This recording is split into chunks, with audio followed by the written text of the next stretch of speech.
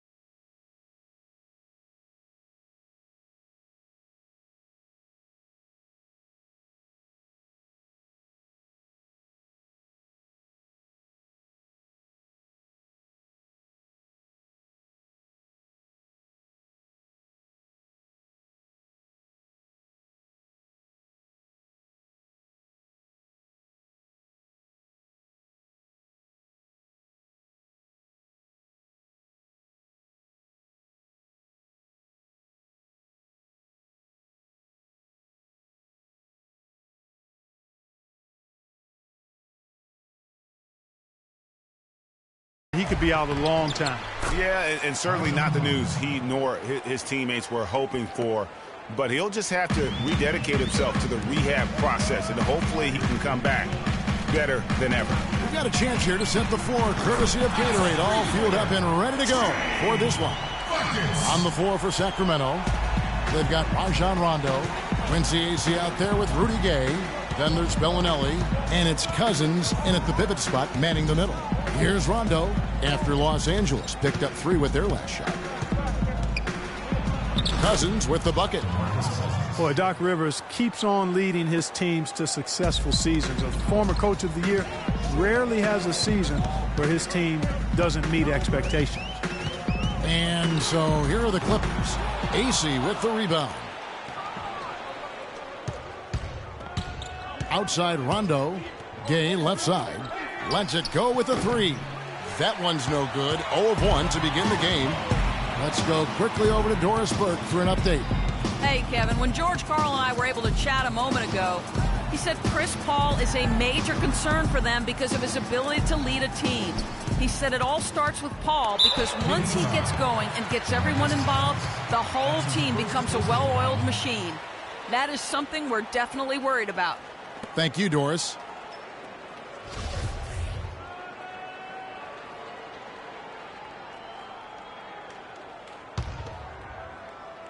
And so just over a minute and a half played.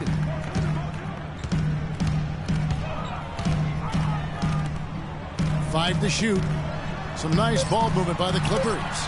Here's buckets. And this quarter, he has clearly been off the mark. From outside, off the mark. The drive by Gay. And it's good, coming on the assist by Rajon Rondo.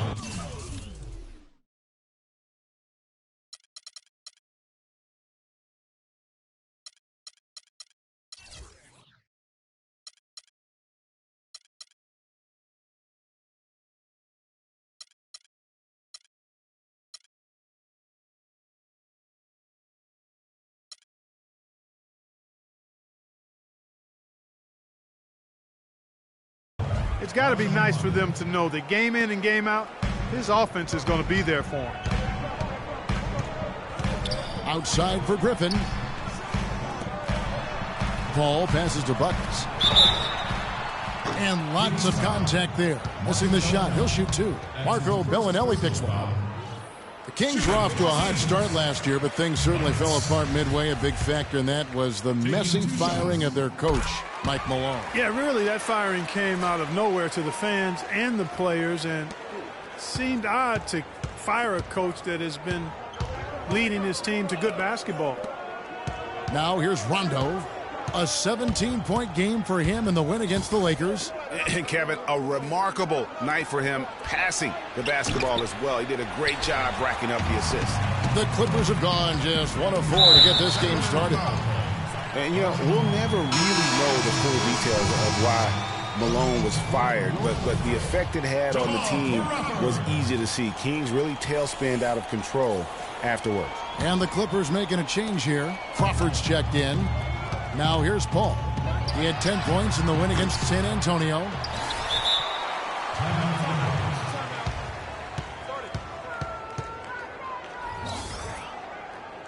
And the Clippers decide to take their first timeout here.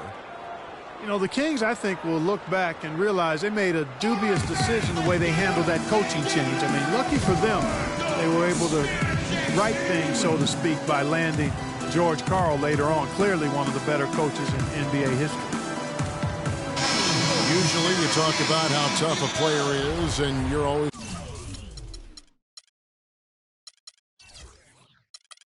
talking about big guys. But Chris Paul is as tough as they come playing that little point guard position. Yeah, he's a power pack when you look at him. I mean, he's played through a lot of injuries and still has a big-time impact on the game. Most recently in the playoffs, he played through injuries. Nice drive there to get to the bucket using some of that terrific agility that he possesses. Oh, that was a great angle we just saw, courtesy of Kia. Outside Rondo. Pass to Cousins. The shot is off. So Los Angeles will take it the other way. Their last game, a win against San Antonio, looking to carry that into this one. They may have been on the road, but you know what? They nullified any home court disadvantage in that game by how well they shot it from three. Shooting can always be a great equalizer. I mean, when you shoot like that from outside, it really makes winning on the road a lot easier. A lot of space right there to get that shot off. Not a very good job of the defender getting over the top of that screen in that particular play. And he can't answer back. The three-pointer offline. Sacramento's gone 1 of 3 from beyond the arc so far in the game. And the dunk by AC. This guy is a high flyer. I mean, especially for a power forward, and he needs to be as an undersized player. Knocked away. It's stolen by Rondo. And now Sacramento on the break from the stripe. And he didn't get quite enough under that one. Last game for the Kings, they picked up the W against Los Angeles. And it goes back to what's been their strength, really, on the interior. From a defensive standpoint, they just defended the rim as well as you could. Yeah, I thought it was really impressive the way they did it, guys. They were alert, they were active, they were aware, and their reaction to shots was outstanding. And fouled hard that time. He'll get to the line and shoot two. One thing you can say about Rajon Rondo's career, he's come up big in the biggest of games, had 6 steals in the closeout game that gave Boston its 17th championship. Remember that back in 2008 for Coach Doc Rivers? I really do. And after that Boston win in the series against the Lakers, Phil Jackson called Rondo the star of Game 6. Everyone had always talked about the big three in Boston. That year, it was the big four. Just 4 to shoot. Buckets, passes to Jordan. Tries it from 19. Nice jump shot. Good. And that's now 11 points for Buckets. 1:03 left in the first. And, you know, guys, on the topic of Rondo, you look at his playoff career now. I mean, in 2009, he averaged nearly a triple-double in the postseason. I mean, this guy has great instincts, but he has to have the ball to orchestrate the way he's most effective. Let's give a look now at the 2K leaderboard to see who led the league in his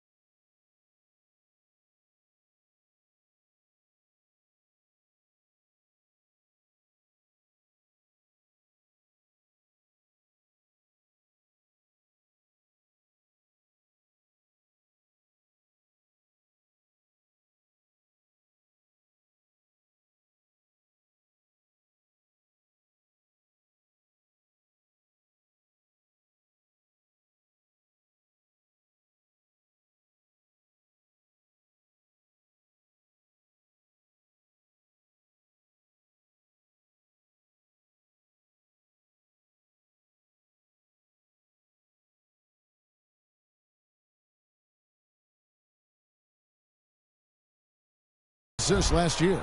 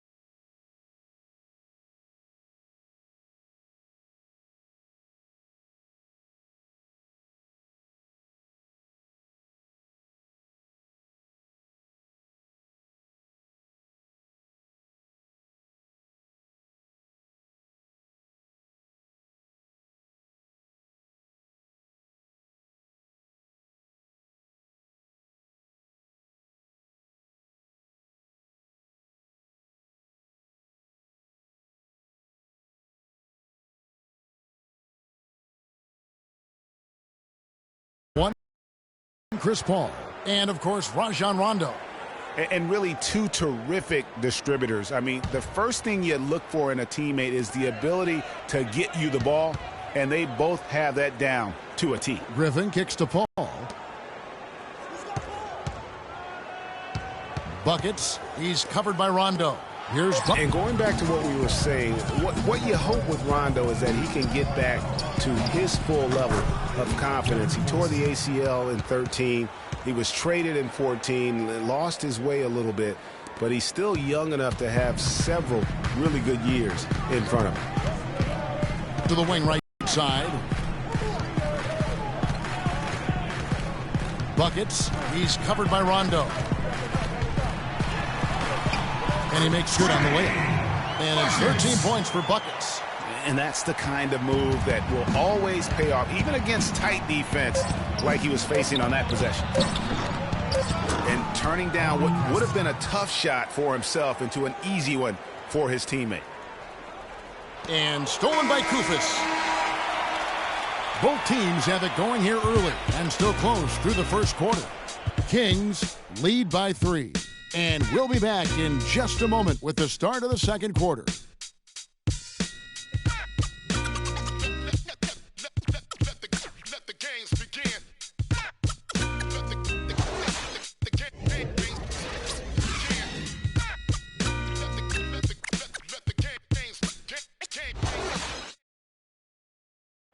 And Clippers head coach Doc Rivers told us earlier he wants to embrace criticism and embrace lofty expectations.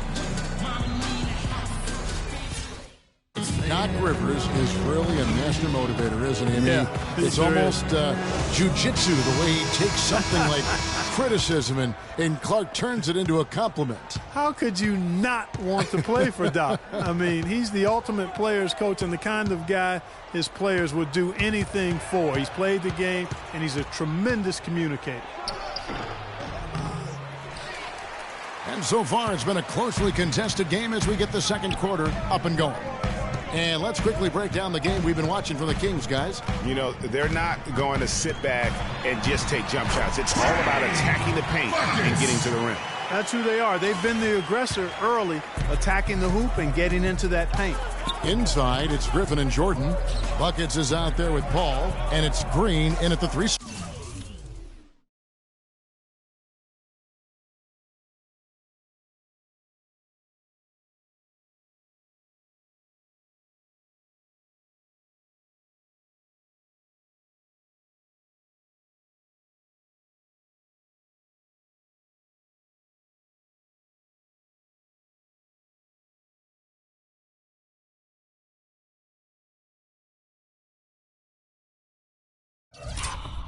So that's the lineup on the floor for the Clippers. Right side, Collison. And a great assist by Curry as that one goes in. Collison's got 5 now. And good passing, setting up a lot of these buckets right now, Kevin. That's been the key. Dime-dropping delights is what I call it. That is a nice pass. I will give you that one. Yeah, he was on the money, that's no doubt. Not able to find it here in the second. He's off stride and off track just a bit after that one he had earlier. And he gets it to go. Now it's a 6-point Sacramento lead. Where's the box out? Some easy second chance opportunities there. Those kinds of mistakes drive me crazy and will absolutely derail a team's chance to win. Buckets. He's covered by Collison. Here's... Oh, wow.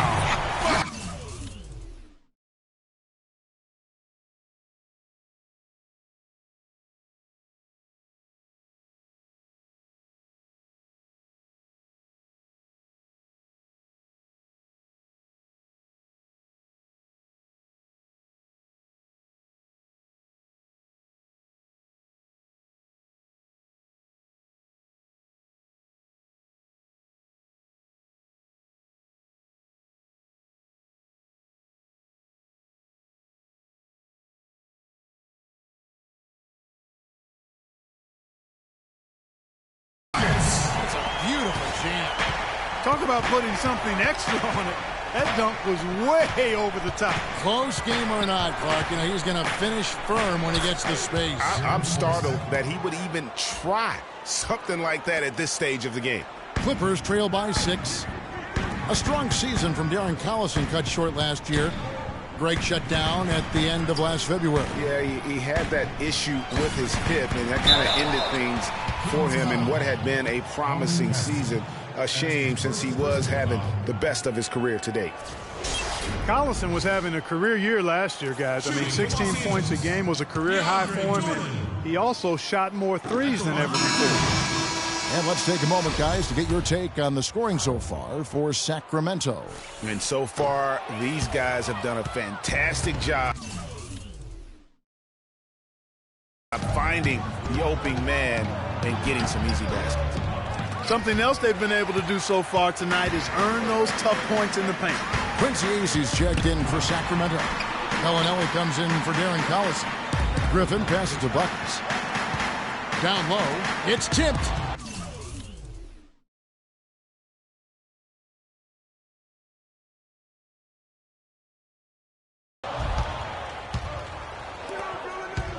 Right side Curry takes it into the teeth of the knee and converts the layup. Curry's got his first bucket of the night. And I think even in the injury-shortened season, Collison showed he is still a starter in the NBA. Now, he's been used as a super sixth man in the past, but he's just as effective, I believe, at starting the game. And really, these are some of the toughest calls and